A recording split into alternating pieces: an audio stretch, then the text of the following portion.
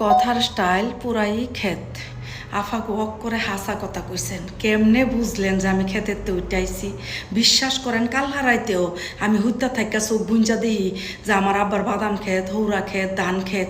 ওহ লাইলে লাইলে দা ফুলাফানের সাথে জুতা ছাড়া মেকআপ ছাড়া কি শান্তিতে দৌড়াইছি, গুড্ডি উড়াইছি, গাঙ্গের দ্বারে দা দৌড়া বেড়াইছি, কি শান্তি। আর আপনার আর এই ডাহাসর আইয়া এই মেকআপ আর এই স্টাইলের ভিতরে ফুইরা নিজের যে শান্তিটা আছেন এই শান্তিটাই জানি কই আড়াই লাইছি।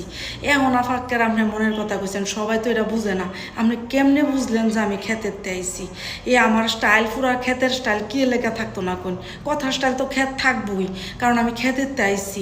আসলে আপনারা দোয়া করবেন আমি যেন খুব তাড়াতাড়ি এই মেকআপ অ্যান্ড হেয়ার স্টাইল এগুলি যে নানান আপনারা ফ্যাশন ট্যাশনটা হাসরের আছে ইটা ফালাইয়া যেন আমি আমার আব্বার বাদাম ক্ষেতের লাইলে যায় বইয়া থাকতাম পারি, খোলা আকাশে বাতাস নিতাম পারি, আবার যেন শান্তিতে দিন কাটাইতে পারি।